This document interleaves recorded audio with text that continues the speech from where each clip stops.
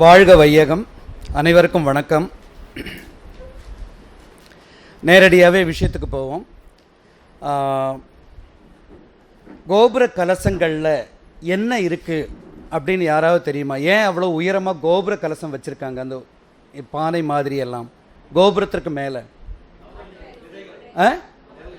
நெல் விதைகள், நவதானியங்கள், அந்த மாதிரி. இப்போ நான் வேறொரு விஷயம் சொல்கிறேன். அந்த ரெண்டையும் நம்ம பொருத்தி பார்க்க முடியுமான்னு பார்க்கலாம். பக்கத்தில் இருக்கிற அட்டப்பாடியில் ஒரு சின்ன சடங்கு இருக்குது. அந்த மலைவாழ் மக்கள் அதில் மிக உயரமான மல்லீஸ்வரன் முடி என்று சொல்லக்கூடிய அந்த முடிக்கு அவர்கள் பயணம் போவார்கள். இது போல் சபரிமலைக்கு போவதைப் போல ஒரு குறிப்பிட்ட நாளில் குறிப்பிட்ட தேதியில். அப்படி ஒரு குறிப்பிட்ட நபர்கள் மட்டும், அந்த மலைவாழ் மக்களால் மட்டும்தான் அங்கே போக முடியுமாம். அது மிகவும் சிரமமாம் போவது. வழியெல்லாம் இல்லை, தடத்தை உருவாக்கி அவர்கள் செல்வார்கள். அப்படி அவர்கள் செல்லும்போது அவர்கள் கையில் அந்த ஊர் மக்களும் ஒரு பொட்டலமாக அந்த விதைகளை கொடுப்பார்களாம். அவர்கள் அங்கே கொண்டு போய் மல்லீஸ்வரன் என்பது சிவபெருமானாகவும் இதெல்லாம் பிரார்த்தனை செய்து வணங்கி ஒரு வாரத்திற்கு பிறகு கீழே வந்து, கீழே ஒரு தரைத்தளத்தில் ஒரு கோயில் இருக்கிறது. அந்த கோயிலில் மீண்டும் பூஜை செய்த பிறகு நடக்கக்கூடிய அந்த சடங்கு தான் என்னை மிகவும் கவர்ந்தது. எல்லா பொட்டலங்களையும் அவிழ்த்து அந்த விதைகளை தரையில் தூவுவார்களாம். அப்படி தூவும் போது அந்த நிகழ்ச்சிக்கு அல்லது அந்த கோயிலுக்கு பிரார்த்தனைக்கு வந்தவர்கள் எல்லோரும் அந்த விதைகளை பொறுக்கி எடுப்பார்களாம். அந்த முதல் பட்டு, அந்த பட்டு என்றால் அந்த மழை பெய்து முதலாக விதைப்பது, அந்த விதைகளைத்தான் விதைத்து அதற்கு பிறகுதான் அவர்கள் பண்படுத்தி வைத்த பிற விதைகளை விதைப்பார்களாம். இதிலிருந்து என்ன தெரியலாம், என்ன தெரிந்து கொள்ளலாம்? விதைகளுக்கு அவ்வளவு முக்கியத்துவம் இருக்கிறது, அல்லது முக்கியத்துவம் கொடுத்திருந்தோம். எவ்வளவு பஞ்சம் வந்தாலும் ஒரு விவசாயி தன்னுடைய விதை நெல்லை ஒரு நாளும் குத்தி அரிசியாக்கி சாப்பிடுவதில்லை. காரணம், விதைகள் என்றால் எதிர்காலம், அடுத்த தலைமுறைக்காக சேமிப்பது. அதுபோல் இனி வேறொரு நிகழ்ச்சி, ஒரு சின்ன, எனக்கு மிகவும் பிடிக்கும். நான் கேரம் என்றால் தென்னை, நாளிகேரம் என்று சொல்வார்கள். தென்னை நிறைய இருப்பதால் அதற்கு பெயர் கேரளம் என்றெல்லாம் சொல்வார்கள். தேங்காயை உற்று கவனித்திருக்கிறீர்களா? நான் அதை எப்படி சொல்வேன் என்றால், தேங்காய் என்பது சூப்பர் பேக்கிங். அது எவ்வளவு உயரத்திலிருந்து விழுந்தாலும் அதற்கு எதுவும் ஆகாது. நீங்கள் பாருங்கள், அது மேலே நல்ல அந்த கட்டியான தோடு, உள்ளே ஸ்பாஞ்ச் போன்ற அந்த இது, அதற்குள்ளே கொட்டாங்குச்சி என்ற சிரட்டை என்று அழைக்கப்படும் அந்த இது, அதற்கு உள்ளே இந்த உலகிலேயே மிகவும் பரிசுத்தமான குடிநீர், அது போன்ற பரிசுத்தமான உணவு தன்னுடைய அடுத்த வாரிசுக்காக அது சேமித்து வைத்திருக்கிறது. அந்த தேங்காய் அது பாறை மேல் விழுந்தாலும் எதுவும் ஆகாது, தண்ணீரில் விழுந்தாலும் எதுவும் ஆகாது, எங்கு விழுந்தாலும் அந்த தன்னுடைய அடுத்த வாரிசுக்கு எந்த தீமையும் இல்லை. அவ்வளவு அழகான பேக்கிங்கில் ஒரு தேங்காய் தன்னுடைய வாரிசை பாதுகாக்கிறது. நான் ஏன் இதை சொல்கிறேன் என்றால், நம்முடைய வாரிசான குழந்தைகளுக்கு ஒரு தென்னை மரம் கொடுக்கும் முக்கியத்துவத்தை நாம் நம் வீடுகளில் கொடுக்கிறோமா? இதுதான் கேள்வி. வீடுகளில் அல்ல, இனி வீடுகளில் கிடைக்காவிட்டால் குறைந்தது பள்ளிகளிலாவது கொடுக்கிறார்களா? அது மிகப்பெரிய கேள்வி. அங்கே நீங்கள் ஒரு 10 கேள்விக்குறி போடலாம். வீடில் ஒரு 2 கேள்விக்குறி போட்டால் பள்ளிக்கூடத்தில் கிடைக்கிறதா என்பதற்கு ஒரு 10 கேள்விக்குறிக்கு போடலாம். குழந்தைகளுக்கு முக்கியத்துவம் கொடுப்பது என்றால் என்ன? உண்மையில் அதிக பாசம் காட்டி அவர்களை நாசம் செய்வதா என்ன? அது உண்மையிலேயே இந்த அரங்கத்திற்குள் வந்தபோது, இங்கே நடந்த பேச்சை கேட்டபோதெல்லாம் என்னுடைய மனதில் தோன்றிய ஒரு எண்ணம் என்ன என்று கேட்டால், இயல்பானதை நாம் ஏற்றுக்கொள்கிறோம். இயல்பானது. அதனால்தான் நம்முடைய இந்த எண்ணத்தை பணமாக்கத்தான் சில விளம்பர கம்பெனிகள் இது ஆமசோன் காடுகளில் இருந்து எடுக்கப்பட்ட அரிய வகை மூலிகை, ஏன் அதை அவர்கள் சேர்க்கிறார்கள்? அந்த வாக்கியத்தை ஒரு வியாபார நிறுவனம் ஏன் எடுக்கிறது என்றால், நம்முடைய எண்ணத்தை பணமாக்க. நம்முடைய எண்ணம் என்ன? இயல்பானது சிறந்தது, செயற்கையானது கெட்டது. ஸோ கெமிக்கல் வேண்டாம், ஆர்கானிக் வேண்டும், இயற்கை வேளாண்மை நல்லது. 1 கிலோ இயற்கை வேளாண்மையில் விளைந்த அரிசிக்கு 200 ரூபாய்க்கு மேல் கொடுத்து வாங்க நாம் தயாராக இருக்கிறோம். இயல்பானதை எல்லாம் ஏற்றுக்கொள்ளும் நாம் ஏன் குழந்தைகளின் இயல்புகளை ஏற்றுக்கொள்வதில்லை? குழந்தைகளுக்கு முக்கியத்துவம் கொடுக்கும் ஒரு வீடு என்றால் அங்கு குழந்தைகளின் இயல்புகளை நாம் ஏற்றுக்கொள்ள வேண்டும். 2 விஷயங்கள் நாம் பேசிட்டு, இதுதான் இன்றைய மொத்த தலைப்பு. குழந்தைகளுக்கு முக்கியத்துவம் கொடுப்பது என்றால் என்ன, குழந்தைகளின் இயல்புகள் என்ன, அதற்கு ஏற்றால் போல் நாம் நடந்து கொள்கிறோமா, இல்லை நமது பள்ளிக்கூடங்கள் நடக்கிறதா என்பதை யோசிப்பது தான் இன்றைய கூட்டத்தில் நான் முன்வைக்கும் முக்கிய கருத்துக்களாக நினைக்கிறேன். ஒன்று, குழந்தைகளுக்கு முக்கியத்துவம் கொடுக்கும் வீடு எப்படி இருக்கும் என்று ஒரு பயணம் போய் வருவோம். நான் தேடி இருக்கிறேன். இப்படி குழந்தைகளுக்கு முக்கியத்துவம் கொடுப்பதற்காக அவர்கள் என்னென்ன செய்கிறார்கள், ஒரு சில எடுத்துக்காட்டுகளை மட்டும் உங்கள் முன் வைக்க விரும்புகிறேன். நான் என்னுடைய நண்பன் ஜெயக்குமார் திருவனந்தபுரத்தில் இருக்கிறான். புது வீடு கட்டிய பிறகு எங்களை புதுமனை புகுவிழாவுக்காக அழைத்தான். நெருங்கிய நண்பன். நாங்களும் இங்கே பாலக்காட்டிலிருந்து கொஞ்சம் நண்பர்கள் எல்லாம் சேர்ந்து ஒரு பெரிய பரிசு பொருளையும் வாங்கி அங்கு போகிறோம். அவனுடைய வீட்டை நெருங்க நெருங்க நெருங்க எங்களுக்கு அடிவயிறு கலங்க தொடங்கியது. புது வீடு, வண்ணம், நல்ல வண்ணம், அதுவும் வெள்ளையும் பச்சையும் கலர்ந்த, வெள்ளையும் நீலையும் புது புது டிசைனில் அவர்கள் அந்த பெயிண்ட் அடித்து வைத்திருக்கிறார்கள். ஆனால் நெருங்க நெருங்க ஒரு குழந்தையின் கை எந்த அளவுக்கு எட்டுகிறதோ அந்த தூரம் வரைக்கும் அந்த வீடு மொத்தமும் கரிக்கட்டையால் கிறுக்கப்பட்டிருக்கிறது. அட பாவி, இப்படித்தான் நான் அவனை கேட்டேன். இந்த புதுமனை புகுவிழா முடிந்த பிறகாவது நீ அது வரைக்குமாவது கொஞ்சம் கட்டுப்படுத்தக்கூடாதா என்று கேட்டபோது ஜெயக்குமார் சிரித்து கொண்டே சொன்னான், அடே இது அவன் வீடுடா, இது அவனுக்கான வீடு. இதுதான் குழந்தைகளுக்கு முக்கியத்துவம் கொடுக்கும் ஒரு அப்பா செய்ய வேண்டிய ஒன்று என்று நான் நினைக்கிறேன். நான் இன்றைக்கு சொரூப் அவனுடைய பள்ளியிலையும் அந்த சவுத் சோன் சொல்லுவாங்க, கொல்லம், திருவனந்தபுரம், அந்த சவுத் சோனில் உள்ள மிக சிறந்த ஓவியர்களுள் ஒருவர் அந்த கிறுக்கிய பையன். அவனுடைய பெயர் சொரூப் கிருஷ்ணா. நிறைய ஓவிய போட்டிகளில் பரிசு பெற்றிருக்கிறான். இது ஒரு நிகழ்ச்சி. அந்த முக்கியத்துவத்தை நாம் கொடுக்கிறோமா? இதுதான் கேள்வி. குழந்தை படிக்கும்போது தொலைக்காட்சி பார்த்து டிவி சீரியல் பார்க்கும் அப்பா அம்மாக்கள் குழந்தையை போய் நீ இதை கவனிக்காதே படி என்று சொல்வது குழந்தைக்கு கொடுக்கும் முக்கியத்துவமா? இப்படி நிறைய நீங்கள் உங்களை அல்லது நாம் நம்மை சுய பரிசோதனை செய்து கொள்வோம்.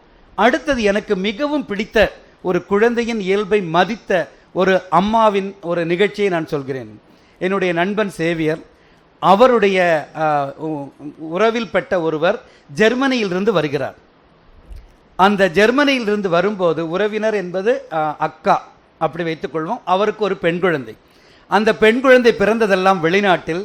இதுவரை இந்த அக்காவின் அம்மா அப்பா, அதாவது அந்த குழந்தையின் தாத்தாவோ பாட்டியோ இந்த குழந்தையை பார்த்ததில்லை. மட்டுமல்ல, தன்னுடைய மகளான, அதாவது அந்த பேத்தி சிறுமியின் அம்மாவை பார்த்து வருடங்கள் ஆகிவிட்டன. ஸோ எல்லோரும் காத்திருக்கிறார்கள். சென்னை ஏர்போர்ட்டில் அவர்கள் வந்து இறங்குகிறார்கள். அவர்களை வரவேற்க சேவியர் போகிறார், கூடவே நானும் போகிறேன், 2 வண்டிகளில். காரணம் என்ன என்றால் 13 பெட்டிகள் வருகின்றன. இதுதான் செய்தி. மனதெல்லாம் ஒரே எதிர்பார்ப்பு. ஆஹா, அந்த 13 பெட்டிகளில் உள்ள ஏதோ ஒரு பெட்டியில் உள்ள ஏதோ 2-3 பொருட்கள் எனக்கும் கிடைக்காதா? தெரியுதா? இந்த எதிர்பார்ப்போடு நாங்கள் அங்கு போகிறோம். அவர்கள் வந்தார்கள், இறங்கினார்கள், பெட்டியை எல்லாம் எடுத்து வண்டியில் சேர்த்தோம். ஆனால் அந்த குழந்தையின் முகம் ஒரு மாதிரி கடுகடு என்று இருந்தது. அம்மாவின் முகமும் கடுகடுப்பு. எங்களை பார்த்து அவர்கள் சிரிக்கவில்லை. எடுத்தார்கள். வண்டி வீட்டிற்கு முன் வந்தது. எல்லோரும் ஆவலோடு காத்திருக்கிறார்கள், குழந்தையை கொஞ்ச அல்லது அம்மாவுக்கு இந்த மகளை பார்க்க. ஆனால் அந்த 2 பேரும் கடகடவென்று இவர்களை தள்ளிவிட்டு உள்ளே சென்றார்கள். தீன் மேசைக்கு அப்புறமும் இப்புறமும் இருந்தார்கள். 2 பேரும் வாதிடத் தொடங்கினார்கள். நாங்கள் எல்லாம் வேடிக்கை பார்க்க தொடங்கினோம். என்ன அந்த குழந்தை என்பது 3.5 வயது இருக்கும். நான் ஐஸ்கிரீம் கேட்டேன், வாங்கி தரலையே, ஏன்? இதுதான் அந்த அம்மா அந்த குழந்தை கேட்பது. அம்மா சொல்கிறார்கள், உனக்கு தெரியாதா நாம் ஏன் 13 பெட்டியோடு வந்தோம் என்று? அப்போது நாங்கள் காதுகளை எல்லாம் கூர்மையாக 13 பெட்டி என்ன அது? பார்த்தால் உனக்கான உணவு, குடிநீர் எல்லாவற்றையும் நாம் அங்கிருந்து கொண்டு வந்திருக்கிறோம். எங்களுடைய ஆசையெல்லாம் புஷ் என்று போயிடும். தெரியுதா? ஏன் தெரியுமா? இது உனக்கு இங்கு ஒரு நோய் வந்தால் நாம் இதுவரை சம்பாதித்தது எல்லாம் கட்ட வேண்டும். வெளிநாட்டில் போய் சிகிச்சைப்பது என்பது அவ்வளவு செலவேறியது. அதனால்தான் நாம் என்ன செஞ்சிருக்கிறோம், உனக்கான உணவுகளை அந்த பிஸ்கட், ட்ரை ஃப்ரூட், அது இது எல்லாவற்றையும் கொண்டு வந்திருக்கிறோம். மிக கவனமாக இருக்க வேண்டும். ஏன் நீ ஜெர்மனியில் எனக்கு வாங்கி தந்தாயே, அது எந்த தண்ணீரில் தயாரிக்கப்படுகிறது என்று எனக்கு உறுதியாக தெரியும். சென்னை விமான நிலையத்தில் உள்ள ஐஸ்கிரீம் எந்த நீரில் எப்படி தயாரிக்கிறார்கள் என்று எனக்கு தெரியாது. அது உனக்கு ஒத்துக்கொள்ளாவிட்டால் அப்பா என்னை கொன்று விடுவார், நம்முடைய சம்பாத்தியம் எல்லாம் மருத்துவமனைக்கு கொடுக்க வேண்டும். அதனால் தான் இப்படி இவர்கள் ஆர்கியூ செய்கிறார்கள். 7 நிமிடம் 8 நிமிடம் நாங்கள் எல்லோரும் சுற்று நின்று வேடிக்கை பார்த்து கொண்டிருக்கிறோம். அதற்கு பிறகு 2 பேரும் கை குலுக்கிறார்கள், 2 பேரும் கன்னத்தில் முத்தமிடுகிறார்கள். அதற்கு பிறகு வெளியே வந்து அப்பா நல்லா இருக்கீங்களா? இதே காட்சியை நான் சேவியரிடம் சொன்னேன். என் மகன் மட்டும் இதுபோல் கேட்டிருந்தால், இப்படி பிகு பண்ணி இருந்தால், இப்படி பிடிவாதம் செய்திருந்தால் நான் என்ன செய்திருப்பேன்? முதுகில் 2 போடு போட்டு அங்கேயே அமர்த்தியிருப்பேன். அதுதானே இப்போ நாமும் செய்து கொண்டு இருக்கிறோம். ஏதாவது ஒரு குழந்தை எனக்கு ஏன் ஐஸ்கிரீம் வாங்கி தரவில்லை, ஏதோ ஒன்று, அது ஒரு எடுத்துக்காட்டு. பிடிவாதம் பிடித்தால் நாம் என்ன செய்வோம்? இதுபோல் மேசை போட்டு வட்ட மேசை மாநாடு நடத்தி கொண்டிருப்போம்? இல்லை அது. ஆனால் அந்த அம்மா நடத்துகிறது. ஏன் ஏன் அதை என்று கேட்டால், அந்த அம்மா தன்னுடைய குழந்தையை ஒரு நாளும் குழந்தையாக நினைப்பதில்லை. தன்னை ஒத்த தன்னுடைய சமவயதுடைய ஒரு நபராக அவரை பார்க்கிறார்கள். நாம் தான் குழந்தைகளை குழந்தைகள் என்று திட்டுகிறோம். அல்லது அது ஒரு திட்டல். உண்மையிலேயே ஒரு நிகழ்ச்சியை நான் சொல்கிறேன். அது கோடை விடுமுறை. என்னுடைய தங்கையும் மகளும் வந்திருக்கிறார்கள். தங்கையின் மகளின் பெயர் பழுங்கு என்று கூப்பிடுவோம். அப்போது அவளுடைய உண்மையான பெயர் வேறு. அவளுக்கு அப்போது 4.5 வயது இருக்கும். யூகேஜி முடிந்து 1ஆம் வகுப்புக்கு போகிறாள். என்னுடைய மனைவியும் தங்கையும் முற்றத்தில் பேசிக்கொண்டிருக்கிறார்கள். அப்போது பக்கத்து வீட்டிற்கு ஒரு பெரிய ஆட்டோ வந்து நிற்கிறது, பெட்டி ஆட்டோ. அதில் ஒரு பொருள், இவ்வளவு உயரமான ஒரு பொருள் அடுக்குது. அப்போது என்னுடைய தங்கச்சி கேட்கிறாள், ஓ பக்கத்து வீட்டில் என்ன ஃப்ரிட்ஜ் வாங்குகிறார்களோ? என் மனைவியும் சொன்னாள், ஆமாம், அவர் ஃப்ரிட்ஜாகத்தான் இருக்கும், பெட்டியை பார்த்தால் அப்படி தெரிகிறது. உடனே விளையாடி கொண்டிருந்த 4 வயது சிறுமி சொல்கிறாள், பழுங்கு சொல்கிறாள், ஆமாம் அது ஃப்ரிட்ஜு தான். உடனே என் மனைவி அவளை பார்த்து, அது எப்படி உனக்கு தெரியும்? நேற்றுக்கு வந்தவளுக்கு, நீ நேற்றுக்கு தானே எங்கள் வீட்டுக்கு வந்த, அது ஃப்ரிட்ஜு தான் என்பது உனக்கு எப்படி தெரியும்? அவள் சொன்ன பதில் பாருங்கள், நாம் எல்லாம் பொம்பளைக தானே, நாம் எல்லாரும் பொம்பளைக தானே. ஸோ நானும் உன்னை விட குறைந்தது, நீங்கள் இருவரும் மட்டும் அது ஃப்ரிட்ஜ் என்று சொல்லலாமாம், ஏன் நான் சொல்லக்கூடாது? ஒரே ஒரு இடத்தில் மட்டும்தான் குழந்தை தன்னை குழந்தையாக ஸ்தாபிக்கும்.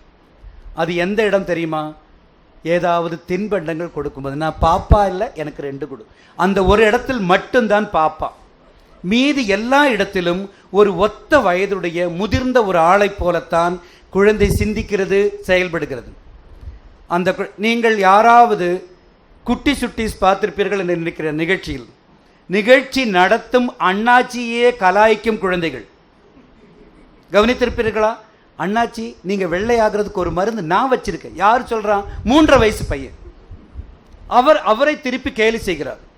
அந்த அளவுக்கு திறமையான குழந்தைகள், சிந்திக்கக்கூடிய குழந்தைகள் நம்மகிட்ட இருக்கிறார்கள். அப்படியானால் அவர்களுடைய இயல்பு என்ன? அது பெரியவர்களின் இயல்பை விட வேறுபட்டதா? அந்த இயல்புக்கு ஏற்றாற்போல் நம் கல்வி இருக்கிறதா? இதுதான் முக்கியமான கேள்விகள்.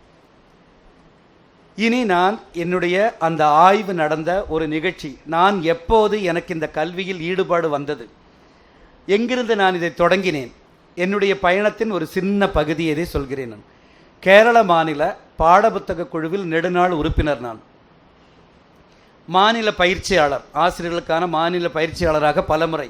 அதெல்லாம் போகட்டும்.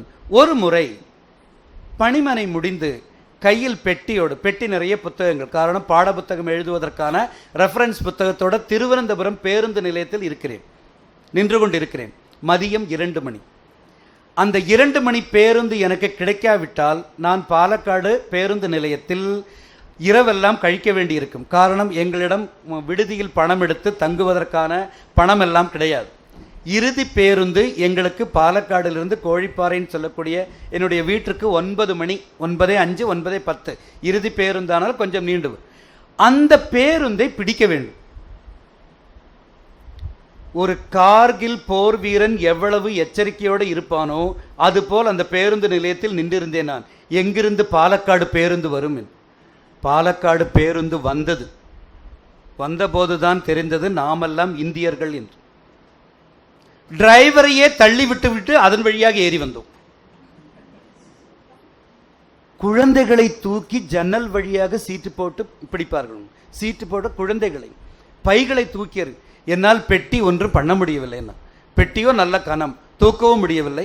ஸோ அந்த வரிசையில் நின்றிருக்கிறது. அது தெரியுமோ, நீண்ட தூர பேருந்துகள் எல்லாமே கேரளாவில் கூடுமான வரைக்கும் ஒற்றை கதவு பேருந்துகளாக இருக்கும். அதனால் நாங்கள் அந்த கூட்டத்தில் முண்டி எடுத்துக்கொண்டு நிற்கிறேன். அப்போதுதான் நான் அவர்களை கவனித்தேன். ஒரு 3 வயது 4 வயது பெண் குழந்தை ஒரு அம்மாவின் மடியில் இருக்கிறது. இவர்களெல்லாம் வரிசையாக ஏறப்போகிறார்கள். அந்த பெண் குழந்தை மூச்சை நிறுத்தி அழுகிறது. கவனித்திருப்ப, அது நிற்குது. அந்த இதை பார்த்தால் எங்களுக்கு மூச்சு போய்விட்டது. பிறகு அந்த மூச்சு வந்த போதுதான் எங்களுக்கு ஒரு சமாதானம். அது அப்பா அம்மா அந்த குழந்தையினோட ரகசியமாக திட்டுகிறார். எந்த நேரத்தில் என்ன கேட்பது என்று தெரியாது, பேசாம இரு. உடனே அது வாயை திறக்க போகும்போது பக்கத்தில் இருந்த பெரியவர் சொன்ன, அம்மா தாய் எங்க மூச்சு போகுது, அது என்ன கேட்குதோ செய்யி. அந்த அம்மா அந்த குழந்தையை இறக்கி விட்டாள். எதற்காக இறக்கி விட்டாள்? அவளுடைய கோரிக்கை அதுதான், நீ ஏத்தாதே, நானே ஏறிக்கிறேன். இறக்கி விட்டாள். இவள் 4 கால்களில் அந்த 3 படிகளிலும் தவறி ஏறி தவழ்ந்து ஏறி திரும்ப எங்களை ஒரு பார்வை பார்த்தாள். அந்த முகம் இப்போதும் என் கண்ணு முன்னால் நிற்கிறது. டென்சிங் ஹிலாரி எவரெஸ்டில் போய் பார்த்த அதே பார்வை. ஒரு பெரிய சாதனை முடித்த பார்வை அது. நானே செய்து விட்டேன்.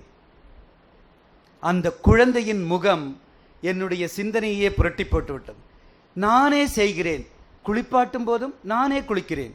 சாப்பிடும்போது நீ ஊட்டாதே, நான் போடுறேன். பட்டன் போடும்போது எல்லா செயல்களிலும் நானே செய்கிறேன் என்ற குழந்தை பள்ளிக்கூடத்திற்கு வந்தால் நீ எதுவும் செய்யாது, எல்லாவற்றையும் நான் செய்கிறேன் என்று ஆசிரியர் அங்கு தயாராக இருக்கிறார். நான் படிக்கிறேன், நான் விளக்கம் சொல்கிறேன், நானே கேள்வி பதில் எழுதி போடுகிறேன், நீ ஒன்று மட்டும் செய், நான் சொல்லும் விடைகளை மட்டும். ஒரு தலையாட்டி பொம்மையாக மாற்றிவிட்டோம் நாம். சரியா? எனக்கு புரியவில்லை. இதை நீங்கள் அந்த பள்ளியில் அல்லது உங்கள் பள்ளி நாட்களை நினைத்து பாருங்கள், உங்களுக்கு தெரியும். அது நானே செய்கிறேன் என்ற குழந்தைக்கு ஒரு வகுப்பில் இருந்தால் அந்த குழந்தைக்கு அல்லவா கூடுதல் நேரம் கொடுக்க வேண்டும். அந்த கூடுதல் நேரம் யார் அந்த வகுப்பை எடுத்துக்கொள்கிறார் அல்லது நான் எடுத்துக்கொள்கிறார் என்று சொல்ல மாட்டேன். ஆசிரியர்களுடைய கூட்டமாக இருந்தால் என்னுடைய பயன்பாடு வேறு. நாம் அந்த குழந்தையின் நேரத்தை ஆக்கிரமித்து எடுத்துக்கொள்கிறோம், கவர்ந்து கொள்கிறோம். அது தன்னுடைய விலை மதிப்பற்ற நேரத்தை நமக்காக பலி தந்திருக்கிறது. உண்மையில் உண்மைதானே அது? அடுத்த நிகழ்ச்சி, ஒரு குழந்தை பள்ளிக்கூடத்திற்கு வரும் வரை அதனுடைய வாய் அது அப்பா மூடாதது. அவ்வளவு கேள்விகள். எறும்பு உறங்குமா? தேள் என்ன சாப்பிடும்? பட்டாம்பூச்சிக்கு இத்தனை நிறம் எங்கிருந்து வந்தது? இங்கே சிவப்பாய் எரியுது, பச்சையாய் எரியுது, அங்கே கரண்டோட உண்மையான நிறம் என்ன? உங்களால் ஒன்றும் சொல்ல முடியாது. எப்பவாவது தப்பித்தவறி அந்த கல்யாண ஆல்பத்தை காட்டியிருந்தால் மாட்டிக்கொண்டீர்கள். இது அம்மா, இது அப்பா, நான் எங்கே? முடிந்தது கதை. உங்களால் அந்த கலந்துரையாடலை எடுத்து செல்லவே முடியாது. அவ்வளவு கியூரியஸ்ன்னு சொல்லுவோம். அது அவ்வளவு எல்லாவற்றையும் குழந்தையின் கண்களில் படுவது எல்லாம் தெரிந்து கொள்ள வேண்டும் என்ற ஆர்வம் அவ்வளவு இருக்கிறது. இந்த குழந்தை வரும் பாருங்க நம்ம பள்ளிக்கூடத்துக்கு, 3 மாசம்ங்க, அவ்வளவுதான், முடிஞ்சது. ஒரு சந்தேகமும் இல்லை. ஏன் அது சந்தேகம் கேட்பதில்லை? ஆமா, அவ்வளவு தெளிவுபடுத்தி விட்டார்கள். எல்லா தெளிவும் கிடைத்து விட்டது 3 மாதத்திற்குள். ஆமா, அவ்வளவுதான். இல்லை, நாங்கள் இதை ஒரு பெரிய ஆய்வாகவே வருடக்கணக்காக செய்திருக்கிறோம்.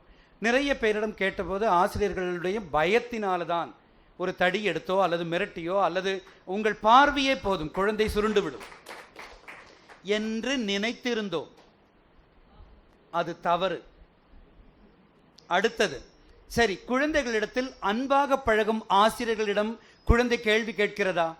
அப்படியானால் பயம்தான் காரணம் என்றால் அன்பாக பழகும் ஆசிரியரிடம் கேள்வி கேட்டிருக்க வேண்டாமா? அதுவும் கேட்கவில்லை. குழந்தைகள் ஆசிரியையின் புடவையை பிடித்து இழுக்கின்றன. எல்லாம் அவ்வளவு அன்பாக பழகுகிறார், குழந்தையோடு குழந்தையாக இருக்கிறார். இருந்த போதும் குழந்தைகள் கற்பிக்கும் பாடத்தில் சந்தேகம் கேட்பதில்லை. ஏன்? இதுதான் முக்கியமான திருப்பம். அது காரணம். இது நான் 5 நிமிடத்தில் பேசுகிறேன். எங்களுக்கு இது வருடக்கணக்கான ஆய்வு. என்ன என்றால், ஒரு வகுப்பில் என்ன நடக்கிறது என்று பாருங்கள், இதனுடைய விடை தெரியும். ஆசிரியர் வருகிறார், பையை வைக்கிறார், நேற்றைக்கு எங்க விட்டோம் என்று கேட்கிறார். அந்த வரிசையா தொடங்குகிறது. கேள்வி பதில் எழுதி போடுகிறார். வரிசையாக அவரே எல்லாவற்றையும் முடிவு செய்து நடத்துகிறார். குழந்தைக்கு எந்த பங்கும் இல்லை. அதனால் குழந்தை ஒரு முடிவு செய்கிறது, ஓ, இங்கே எனக்கு எந்த ரோலும் கிடையாது, I have no role to play, so keep quiet. முடிந்தது கதை. அப்படியே தப்பித்தவரை சந்தேகம் கேட்டால் நடக்கிறதே வேற. தெரியுது உங்களுக்கு? நேற்றுக்கு என்னுடைய வீட்டுக்கு வந்த 2 குழந்தைகள் 7ஆம் வகுப்பிலிருந்து இப்போது 8ஆம் வகுப்பு போயிருக்கிறார்கள். கணக்குக்கு ஒரு புதிய ஆசிரியை வந்திருக்கிறார். என் குழந்தைகள் கொஞ்சம் துடுக்குத்தனமானவர்கள். காரணம், அவர்களிடம் நான் மிக நெருக்கம். இவர்கள் டீச்சர் எங்களுக்கு ஒன்றும் புரியலன்னு. யார் அது புரியலன்னு சொன்னது? கையை நீட்டு. கையெல்லாம் காட்டுறாங்க. அது இதுதான் கொடுமை. இது சரி, அது ஒரு பக்கம் இருக்கட்டும். தெரிந்து கொள்ள வேண்டும் என்று ஆர்வத்தோடு வந்த அந்த குழந்தையின் சந்தேகங்களை, தெரிந்து கொள்ளும் ஆர்வத்தை நாம் மூட்டை கட்டி விட்டோம். இப்போது எனக்கு ஒன்றும் தெரிய வேண்டாம், இருங்க, ஸோ என்ன சொல்கிறீர்களோ அதை நான் செய்கிறேன். இந்த குழந்தைகள் நாம் சுயமாக சிந்திப்பவர்கள் என்று நாங்கள் சொல்வோம். காரண காரியத்தோடு சிந்திக்க அவங்களுக்கு தெரியும். நான் ஒரு முறை நிறைய பள்ளிகளுக்கு போவோம், குழந்தைகளிடம் பேசுவோம். இப்படி அப்போ ஒரு ஆசிரியர் சொன்னார், ஐயா, நீங்கள் குழந்தைகளிடம் ஏதாவது சொல்லுங்கள். நான் ஒரு பாட்டு பாடினேன் இந்த குழந்தையினிடத்தில். சின்ன பாட்டு. அது முதல் முறையாக நான் ஆசிரியர் பயிற்சிக்காக எழுதியது. நல்ல ஒரு சூழலெல்லாம் இருக்குது. நான் அந்த பாடலை மட்டும் சொல்கிறேன். சின்ன சின்ன குருவி, சிங்கார குருவி, ஜன்னலோரம் வந்து கூடு ஒன்று கட்டிச்சு. சின்ன பொண்ணு ஒருத்தி சின்ன கையை நீட்டி ஜன்னலோர கூட்ட சின்ன பின்னமாக்கிட்டான். கோபம் கொண்ட குருவி பின்னால போய் பின்னலிட்ட கொண்டையில கூடு ஒன்று கட்டுச்சு. இதுதான் பாட்டு. இந்த பாட்டு முடிந்த பிறகு நாங்கள் வகுப்பை விட்டு வெளியே வருகிறோம். ஒரு குழந்தை, யூகேஜி குழந்தை, பக்கத்தில் உள்ள குழந்தையிடம், ஏ ஜென்னிஃபா, அந்த குருவி உந்த அலையில தான் கூடு கட்டிச்சே. உடனே இந்த குழந்தைக்கு அவ்வளோ, நான் தண்ணி ஊற்றுவனே அப்படின்னு. உடனே இந்த குழந்தை, அது காஞ்சது மறுபடியும் வந்து கட்டுமே. உடனே அவள் ஜென்னிஃபா அப்படி பார்த்து, நான் குழி பறித்து மூடி வச்சிருவேனே. உடனே இவளுக்கு ஒன்றும் பொருள். நான் வெளியே போனவ திரும்ப உள்ள வந்து, அது சிறக விரிச்சது மேலே வந்துடுமே. உடனே அவள் அப்படியே பார்த்துட்டேன். கயிறு எடுத்து கட்டி வச்சிருவேனே. நான் சொன்னேன், அதோட அழகு கத்தி மாதிரி வெட்டி விட்டுடுமே. அவளுக்கு அப்படி ஒன்று, எங்கள் அப்பாவை கூட்டிகிட்டு வந்து அறுத்து குழம்பு வச்சிருவேன். முடிஞ்சதுக்காது தெரியுதா? சொன்னேன், அம்மா தாயி நீ தான் ஜெயிச்ச. ஸோ இதெல்லாம் இது முடிந்து நாங்கள் வெளியே வர்றோம். உண்மையான ஆசிரியர் உள்ளே போகிறார். யூகேஜி ஆசிரியர் உள்ளே போகிறார். பாடம் நடத்த தொடங்குகிறார். என்ன பாடம் தெரியுமா? பா என்று எழுதி இவர் 2 தடவை கத்துவார், பா. உடனே எல்லாரும் என்ன செய்யணும்? பா பா பா. இதுதான் பாடம். இவ்வளவு யோசிக்கக்கூடிய, இவ்வளவு சிந்திக்கக்கூடிய, இந்த ஆற்றல் கொண்ட, குட்டி சுட்டீஸ் நிகழ்ச்சியிலேயே அந்த அண்ணாச்சியை கலாய்க்கக்கூடிய, மட்டுமல்ல உங்களுடைய முகம் மாறும்போதே உங்கள் உணர்வுகளை புரிந்து கொள்ளக்கூடிய, நீங்கள் எப்படி நடந்து வர்றீங்க, உங்கள் காலடி சத்தம் கேட்டாலே குழந்தை தெரியும், அப்பா இன்னைக்கு கோபமாக இருக்கார், போகாத. சரி, உண்டா இல்லையா? அவ்வளவு உள்ளுணர்வுகளை புரிந்து கொள்ள ஒரு குழந்தையிடத்தில் நாம் தனிப்பட்ட எழுத்துக்களை கொடுத்து கா கா என்று கத்த வைக்கிறோம். தெரியுதா உங்களுக்கு? இனி கொஞ்சம் இதனுடைய விளைவுகளை நான் சொல்கிறேன். இதனுடைய ஆராய்ச்சியில் நாங்கள் பார்த்தது என்ன, உங்களுக்கெல்லாம் தெரியும். இங்கே ஒன்று தெரிந்து கொள்ள விருப்பமாக இருக்கிறேன். எத்தனை பேர் ஆசிரியர்களாக இருக்கிறீர்கள்? உங்கள் கைகளை ஒன்று உயர்த்தினால் நான் மிகவும் மகிழ்ச்சியாக இருப்பேன். எத்தனை? 6 பேர். சரி, ரொம்ப ஆறலை, நிறைய பேர் இருக்கீங்க. ரொம்ப மகிழ்ச்சி. உங்களுக்கு நான் இப்போது சொல்லப்போவது எல்லோருக்கும் நன்றாக தெரியும் என்று நினைக்கிறேன். ஒரு 6 வருடங்களுக்கு முன்னால் நான் கணிதமும் ஆங்கிலம் தான் கற்பித்து கொண்டிருந்தேன் வழக்கமாக. என்னுடைய தோழி ஒருத்தி என் பள்ளியில் தலைமை ஆசிரியராக வந்தபோது அவளிடம் நான் கேட்டேன், எனக்கு ஆங்கிலமும் கணிதமும் கற்பித்து போதும் ஆகிவிட்டது, சலிப்பு, தமிழ், கொஞ்ச நாளைக்கு நான் தமிழ் கற்பிக்கிறேன், என்னை தமிழ் ஆசிரியராக மாற்றுவேன். நாங்கள் ஆரம்ப பள்ளி ஆசிரியர்கள், அதனால் ஹிந்தியை தவிர எல்லா பாடங்களையும் எங்களுக்கு கற்பிக்கும் தகுதி இருக்கிறது தெரியுமா என்று அரசாங்கம் சொல்கிறது. இதெல்லாம் ஒன்றும் கிடையாது, ஒரு தகுதி இல்லை. ஸோ அதனால் தமிழ் எடுக்க முடியுமா என்று அவரும் எனக்கு தமிழ் தந்தார். நான் முதன் முறையாக 6ஆம் வகுப்புக்கு ஒரு 6-7 வருடங்களுக்கு முன்பாக தமிழ் கற்பிக்க போகிறேன். அந்த தமிழ் கற்பிக்க போய் அந்த குழந்தைகளிடத்தில் உங்கள் புத்தகத்தை எடுத்து வாசியுங்கள் என்று சொல்கிறேன். 38 பேர். அந்த 38 பேரில் 5 பேர் திக்கி திணறி ஏதோ வாசிக்கிறார்கள், மீதி உள்ளவர்கள் எழுந்து நிற்கிறார்கள். ஏன் என்றால் தெரியாது, எங்களுக்கு தமிழ் தெரியாது, அது இந்த பாடங்களெல்லாம் எங்களால் வாசிக்க முடியாது. இதுதான் குழந்தைகளுடைய பதில். நானும் கொஞ்சம் தயக்கமாக இருந்தது. நான் வழக்கமாக குழந்தைகளிடத்தில் ஒரு லெவல் ஃபைண்டிங் சொல்லுவாங்க, இந்த பாடம் படிக்கலைன்னா இது முடியலைன்னா இது, இப்படி கொடுத்து 1ஆம் வகுப்பு வரைக்கும் அல்லது யூகேஜி குழந்தைகள் படிக்கக்கூடிய எளிய வார்த்தைகள் வரைக்கும் ஒரு படிநிலையோடு வைத்திருக்கிறேன். அந்த அட்டைகளை எல்லாம் கொடுத்து வாசிக்க சொன்னால் சாதாரண சொற்களையே வாசிக்க தெரியாத 12 பேர் என்னுடைய நினைவு சரியாக இருந்தால், அதாவது அவர்களுக்கு எழுத்தே தெரியவில்லை, எழுத்தோ அல்லது சொல்லோ அந்த இதை பார்த்து படிக்க தெரியாது. சிலருக்கு 2 சொற்களை சேர்த்து, இது 6ஆம் வகுப்பினுடைய நிலைமை. நான் மற்ற வகுப்புகளில் என்ன நடக்கிறது என்று தேடத் தொடங்கினேன். இவர்களெல்லாம் என்ன செய்கிறார்கள், எனக்குத்தான் தெரியவில்லையா என்று பார்த்தால், ஜூன் மாதத்தில் எல்லா வாரங்களிலும், அதாவது 3 வாரம் குறைந்தது, எல்லா போர்டிலும் அ ஆ இ ஈ காக்கா கீகி இதை எழுதி போடுகிறார்கள். சரி, 5ஆம் வகுப்பில் அங்கும் இதுதான் நடக்கிறது. ஐயோ, 7ஆம் வகுப்பில் அங்கும் ஆக்கா. ஐயோ, ஹிந்தி பார்த்தால் ஹிந்தியில் ஆ ஆ இ 10ஆம் வகுப்பிலும் முதல் 2 வாரத்திற்கு அதுதான். அட பாவிகளா, அப்படியானால் நீங்கள் 5ஆம் வகுப்பில் சொல்லித்தந்தது தெரியல சார், அது அப்படியானால் இனி அடுத்தது 7ஆம் வகுப்பிலும் ஆமாம். இது முட்டாள்தனம் என்று புரியவில்லையா உங்களுக்கு? 6ஆம் வகுப்பிலும் சொல்லித் தருகிறீர்கள், 5ஆம் வகுப்பிலும் சொல்லித் தருகிறீர்கள், அப்படியானால் 5ஆம் வகுப்பில் சொல்லித்தந்தது வீண் அல்லவா? அதற்கு ஒரு ஆசிரியர் என்னிடம் சொன்னார், அதே மாதிரி வேறொன்று இருக்குதே, என்னது? மல்டிப்ளிகேஷன் டேபிள் தெரியுமா? அது நாங்கள் எல்லா வருடமும் சொல்லிக்கொண்டே இருப்போம், 10ஆம் வகுப்பிலும் சொல்லுவோம், 7ஆம் வகுப்பிலும் சொல்லுவோம், அது மாதிரி தான் இது என்று பதில் வேறு. அட பாவிகளா, இத்தனை ஆண்டுகளாக நீங்கள் செய்யும் முயற்சியெல்லாம் வீண் என்று புரியவில்லையா? இந்த ஒரு அந்த குழந்தைகளிடத்தில் கேட்டால் அவர்கள் சொல்வார், சார், எப்போ ஒரு ஆசிரியர் வந்து ஆ ஆ இ எழுத சொல்கிறாரோ அப்போ அவர் எங்களை கேலி பண்ணுற மாதிரி இருக்குது சார், எங்களுக்கு தெரியலன்னு குத்தி காட்டுற மாதிரி இருக்குது சார். புரியுதா? அந்த குழந்தைகளுக்கு அவ்வளவு கோபம். நாங்கள் படிக்க மாட்டோம், எங்களுக்கு வேண்டாது. காரணம், எங்களுக்கு தெரியும் இந்த 3ஆம் வகுப்பிலிருந்து 2ஆம் வகுப்பிலிருந்துலாம் நாங்கள் இதுக்கு முயற்சி செய்து எங்களால் முடியவில்லை என்று எங்களுக்கு உறுதியாக தெரியும். இனிமேல் படித்து என்னத்த ஆகப் போகுது?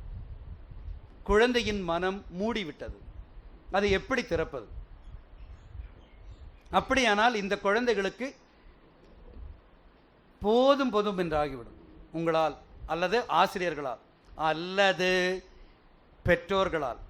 நீங்கள் எப்போதாவது குழந்தைகளுக்கு பாடத்தை படிப்பிக்க நினைத்தால் அப்போது அது சொல்லும், சிரிப்பி சொல்லும். ஆனால் இவர் சொன்ன மாதிரி 2 வாரமோ அல்லது ஒரு மறந்து விடும். நீங்கள் எல்லாம் ஞாபகப்படுத்தி பாருங்கள், எத்தனை படிப்பு படித்திருந்தோம். எங்கே டிகிரியில் படித்த ஏதாவது ஒரு காரியத்தை திருப்பி சொல்லுங்கள் பார்க்கலாம். என்ன படித்தீர்கள்? ஞாபகம் இல்லை, அது உள்ளுணர்வோடு கலக்கவில்லை. இதுதான். இனி குழந்தைகளுக்கு நன்றாக சிந்திக்க தெரியும். சிந்திப்பது என்றால் அந்த உணர்வுகளை பார்த்து இவர் எதற்காக இதை செய்கிறார் எல்லாவற்றையும் தெரியும். குழந்தைகளோடு கொஞ்சம் நெருங்கிய போது அந்த குழந்தைகள் என்னிடத்தில் கேள்வி கேட்டு என்னை என்ன செய்கிறார்கள், பூமியோடு பாதாளத்திற்கு தாழ்த்தி விட்டார்கள். அந்த சிந்தனை திறன், அவர்களுடைய பார்வை எவ்வளவு கூர்மையானது என்பதற்கான சில எடுத்துக்காட்டு. ஒரு நாள் நான் கேள்வி பதில் எழுதி போட்டு கொண்டிருந்தேன். அது ஒரு வழக்கம், எல்லா பள்ளிகளிலும் பாடத்தை படிப்பது, கேள்வி பதில் எழுதுவது. அப்போது ஒரு குழந்தை ஒரு ஒரு ஒரு மூளல், என்னது அது, இதெல்லாம் செய்வானா மனுஷன், அது நான் அந்த குழந்தையின் இடத்துல, ஏமா என்ன ஆச்சு உனக்கு அப்படி, உங்களையெல்லாம் 9:30 பஸ்ஸில் ஏற்றி விடணும் சார். என்ன 9:30 பஸ்ஸு, 150 பேர் 200 பேர் இறங்கக்கூடிய. அவள் என்ன சொல்ல வருகிறார்கள் என்றால், ஏயா நீ என்ன தையா எழுதி போடுற, அதுதான் எங்கள் புஸ்தகத்திலேயே இருக்கே, அது எதுக்கு நாங்கள் நோட் புக்கில் எழுதணும்? கரெக்ட், உண்மைதானே அது. அதாவது நோட் புக்கை ஏன் நாங்கள் சுமந்து கொண்டு வர வேண்டும்? பாட புத்தகத்தில் உள்ளதை எழுதுவதற்கு பதிலே இல்லை. சரி, அது முடிந்த பிறகு 10 கேள்வி ஆகிவிட்டது. நான் சொன்னேன், பாருமா, இந்த 2வது 5வது 7வது 8வது ரொம்ப முக்கியம். உடனே கார்த்திக் அங்கிருந்து, அந்த முக்கியம் இல்லாதெல்லாம் என்ன அளவுக்கு எழுதி போட்டீங்க, இதெல்லாம் முக்கியம் என்றால் அந்த முக்கியம் இல்லாதது எதற்காது? புரிகிறதா உங்களுக்கு? அதே போல 1ஆம் வகுப்பு குழந்தை எனக்கு பாடம் சொல்லியிருக்குது. 1ஆம் வகுப்பு குழந்தை, ஒரு ஆசிரியர் இந்த சொற்களெல்லாம் எழுதினார். நான் இன்றைக்கு பயிற்சியாளர், போய் நான் பயிற்சி, அந்த வகுப்பு எப்படி நடக்கிறது, கோடை காலத்தில் பயிற்சி கொடுத்தது போல் ஆசிரியர் நடக்கிறாரா என்று பரிசோதிக்க போவோம். அப்போது இந்த ஆசிரியர், அது நல்ல கலந்துரையாடல், சிறகுள்ள நண்பர்கள், மயில் குயில் என்றெல்லாம், உங்களுக்கு நாம் பறவைகளும் மனிதர்களைப் போலத்தான் நாமும் பேசுவோம், ஒரு பறவையும் பேசும், அது என்ன, கிளி, இப்படியெல்லாம் எழுதி வந்தாச்சு. ஆசிரியர் என்ன நினைத்தார் தெரியுமா? இந்த சொற்களை நான் வாசித்து காட்ட வேண்டும், அதாவது ஆசிரியர் வாசித்து காட்ட வேண்டும் 2 முறை அல்லது 3 முறை. அதற்கு பிறகுதான் குழந்தைகளிடத்தில் வாசிக்க சொல்ல வேண்டும். அப்போதுதான் அவர்களுக்கு இதை நாங்கள் மாடல் ரீடிங் என்றெல்லாம் சொல்லுவோம். புரியுதா? Model reading. அப்போது நான் அந்த செக்லிஸ்ட்டை வைத்துக்கொண்டு, குழந்தைகளுடைய கலந்துரையாடல் சூப்பர், நிறைய பேர் பதில் சொன்னார்கள், அதெல்லாம் டிக்கெடித்து கொண்டு இருக்கிறேன். ஆசிரியர் தொடங்கினார், கிளி, குழந்தைகள் இங்கே கத்துவது. அதுதான் அன்றைய கற்பித்தல் முறை. இப்போதும் அப்படித்தான், எல்லோரும் ஒன்றாக கத்துவார்கள். சந்தக்கடையிலிருந்து ஆளுகள் திரும்பி பார்ப்பார். மயில் குயில் என்றெல்லாம் ஒரு முறை சொல்லிவிட்டார். அடுத்ததும் ஆசிரியர் மறுபடியும் தொடங்குகிறார், கிளி. அப்படி தொடங்கி பாதி ஆகும்போது என் பக்கத்தில் இருக்கிற 1ஆம் வகுப்பு ஆசிரியர் பையன் சொல்றான், டே டீச்சருக்கு தமிழ் தெரியாதுடா. எனக்கு ஒன்றும் புரியவில்லை, இது என்ன டீச்சருக்கு தமிழ், அவர் தானே சொல்லி தந்துட்டு இருக்கார். நான் அந்த பையன்கிட்ட கேட்டேன், ஏன் தம்பி அப்படி சொல்றாங்க? அதுக்கு பதில் என்ன தெரியுமா? எங்க அக்கா இம்போசிஷன் எழுதுமே 3 தடவை 5 தடவை. ஐயோ, இந்த 5ங்கிற நம்பர் கடவுளுக்கு ஒரு கடிதமெல்லாம் எழுதிச்சது, என்னை ஏன் படைத்தாய். இந்த 5ங்கிறது பெரிய கொடுமை, அது எல்லாம் எடுத்தாலும் 5 தடவை 5 தடவை 5 தடவை. ஸோ அது போகட்டது. என்ன அர்த்தம், எதனால் அது? ஏன் இந்த டீச்சர் 2 தடவை 3 தடவை ஒரே காரியத்தை திருப்பி சொல்றாங்க? குழந்தைக்கு அது புரியல. அது அதனால தான் குழந்தை என்ன சொல்லுது, இந்த டீச்சருக்கு தமிழ் தெரியாதுன்னு சொல்லுது. நான் 8ஆம் வகுப்புக்கு போயிருந்தேன், நான் பாடம் நடத்துறதுக்கு. ரொம்ப அதிசயமாக ஒரு பள்ளியில் கூப்பிட்டுருந்தாங்க. ஒரு இது நான் போய் எடுத்துப்பேன், சார் எங்களுக்கு வாசிக்க தெரியும், நீங்கள் எதுக்கு வாசிச்சு காட்டுறீங்க? முடிஞ்சது. ஆசிரியராகிய நாங்கள் பட்ட கஷ்டங்கள், அதாவது குழந்தைகளுக்கு கொஞ்சம் சுதந்திரம் கொடுத்தால் இதுதான் நிலைமை. அதனால்தான் நான் நினைக்கிறேன் ஆசிரியர்களும் தடியோடு சுற்றுகிறார்கள், இதை சமாளிக்க முடியாமல். வீட்டிலே அதான் நடக்கும். ஸோ இங்கெல்லாம் நாம் என்ன செய்கிறோம்? குழந்தைகளின் இயல்புகளை கொன்று விடுகிறோம். அதை தெரிந்து கொள்ள, நானே வேலை செய்ய, நானே எந்த இடத்திலையும் குழந்தைகளுக்கு ஒரு அங்கீகாரம் நாம் கொடுக்கிறோமா? எனக்கு தெரியவில்லை. அதற்கான எடுத்துக்காட்டுகள் எனக்கு புரியவில்லை. அது ஸோ ஒரு குழந்தை சொல்கிறது, நான் ஒரு பள்ளியில் மட்டும் பார்த்தேன். அந்த பள்ளியில் ஒரு உரிமம், ஒரு அதிகாரம் கொடுத்திருக்கிறார் குழந்தைகளுக்கு. எப்போது உனக்கு இந்த பிரிவேளை அல்லது இந்த வகுப்பு சலிப்பு ஏற்படுகிறதோ அப்போது நீ வெளியே கிளம்பலாம். அப்படி நம் வகுப்பில் நம் பள்ளிகளில் சொல்லி இருந்தால் ஆஹா எப்படி இருந்திருக்கும்? ஒரு வகுப்பில் கூட குழந்தைகள் இருக்க மாட்டார்கள். தெரியுதா உங்களுக்கு?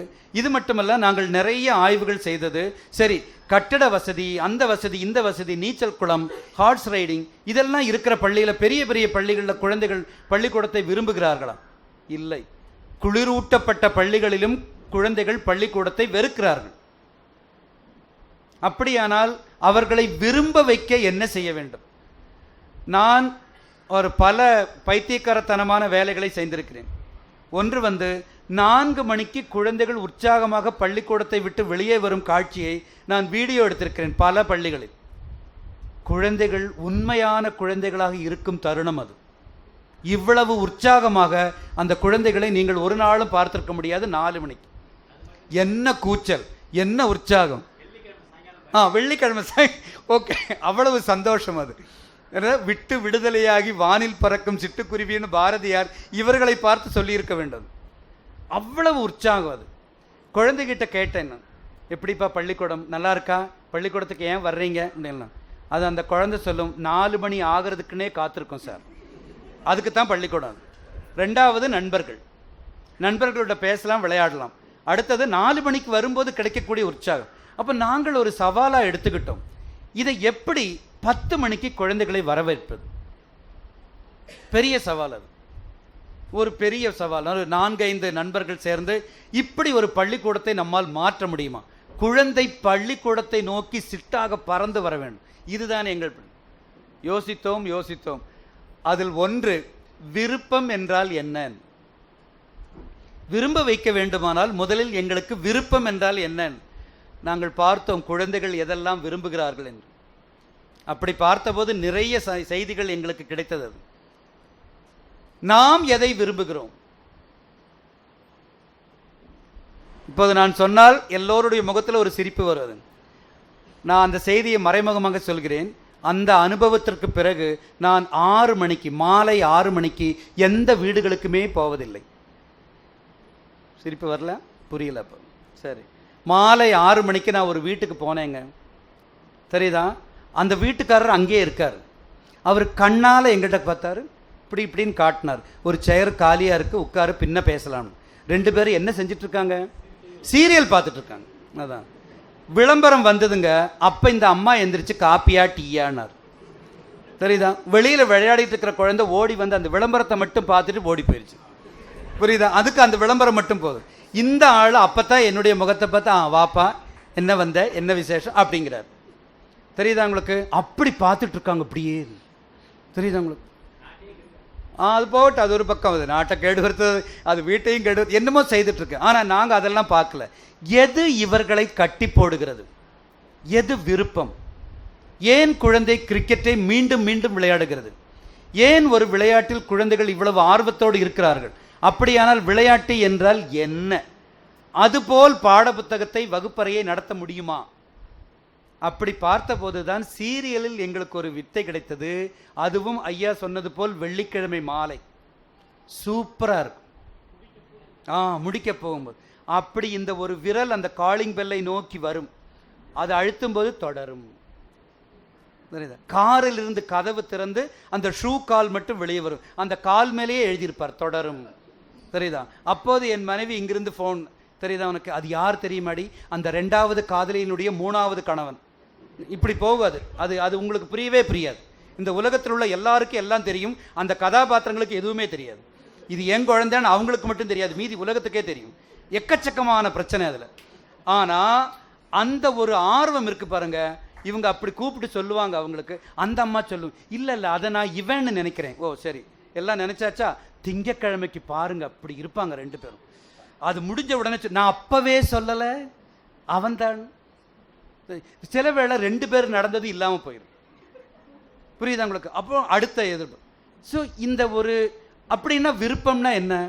ஏதோ ஒன்று நடக்க போகுதுன்னு இவங்க நினைக்கிறாங்க, அது நடக்குதா இல்லையான்னு பரிசோதிக்கிறாங்க. சூப்பராக இருக்கு. நான் ஜெயிப்பேன்னு நினைக்கிறாங்க, தோற்று போகிறாங்க. இந்தியா தோற்று போகும்னு நினைக்கிறாங்க, ஜெயிக்குது. எதிர்பாராதது நடக்கும்போது தான் விருப்பம் ஏற்படும். அடுத்தது என்ன நடக்கப் போகிறது என்று தெரியாமல் இருக்கும்போது தான் விருப்பம் ஏற்படும். நம்முடைய வாழ்க்கை ஒரு விளையாட்டு என்று சொன்னது அதனால்தான். அடுத்த நொடி என்ன நடக்கும் என்று தெரியாது. ஆனால் வகுப்பறைக்கு வாருங்கள் தாய்மார்களை, பெற்றோர்களை, எல்லாவற்றையும் நான் புட்டு வைத்து விடுவேன். இப்படித்தான் இந்த டீச்சர் செய்வாங்க, இவங்க இதுதான் செய்வாங்க. பைய வைப்பாங்க, அந்த பேர் கூப்பிடுவாங்க, வகுப்புக்கு முன்னாடி வருவாங்க. நேற்றுக்கு எவ்ரிதிங் இஸ் ப்ரிடிக்டட். எல்லாவற்றையும் உங்களுக்கு ரன்னிங் கமெண்ட்ரி போல் தர முடியும். எதிர்பாராதது எங்கே அங்கே. சலிப்போ சலிப்பு. குழந்தைகள் அவ்வளவு சலித்து போய் வருகிறார்கள். அந்த வகுப்பறையை எப்படி மாற்றுவது?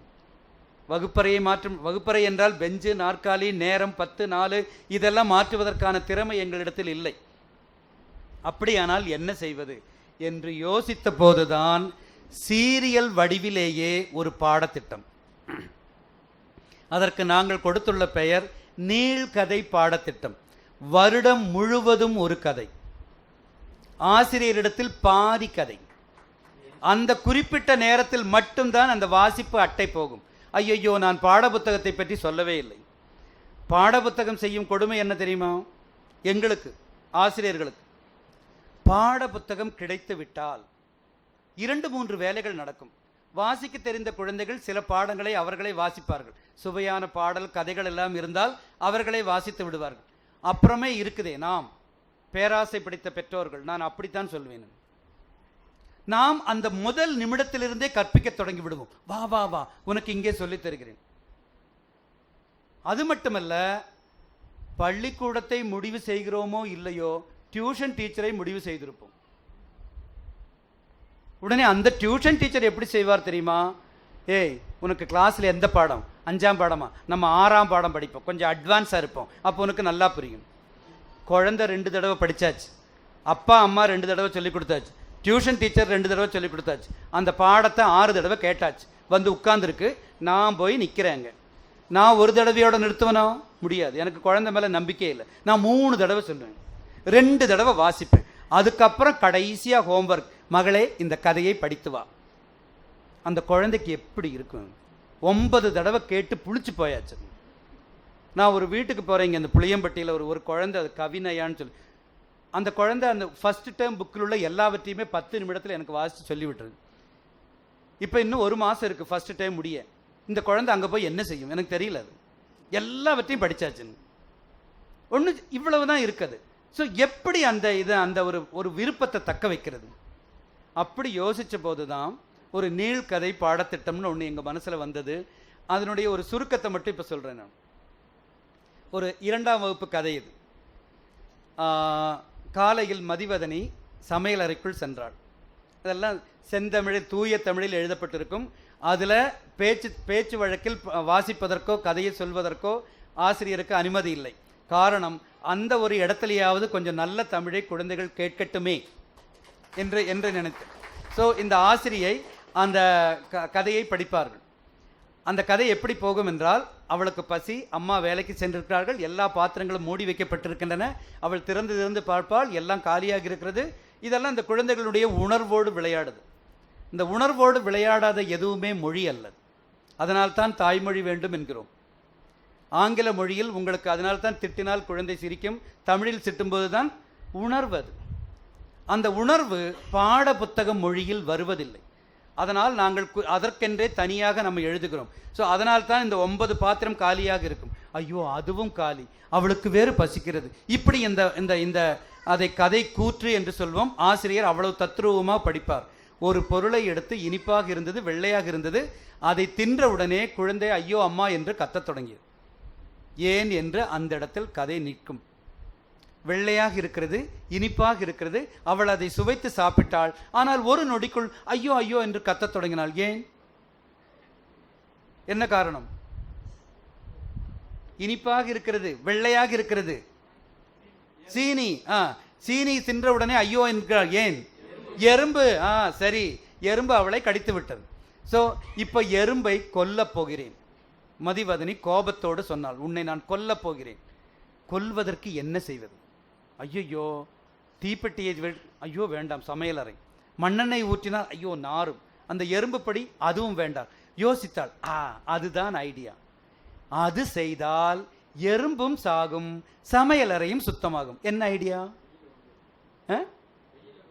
ஐயோ, சமையலறையை தூக்கி வெயிலில், சமையலறையும் சுத்தமாகும், எறும்பும் சாகும். என்ன ஐடியா? தண்ணி வைக்கிறது. அது வெறும் தண்ணி அல்ல, சுடு தண்ணி, வெந்நீர். அப்படி வெந்நீர் வைக்கும்போது எறும்பு கூப்பிடுது, மதிவதனி மதிவதனி. அப்போ இவ்வளோ, நீ ஏன் எங்கள் உணவை எடுத்தாய்? யார் கேட்குறா? எறும்பு கேட்குது. மதிவதனிக்கு கோபம் வருமா வராதா? இது எங்கள் உணவு, என் அம்மா வாங்கி வந்தது.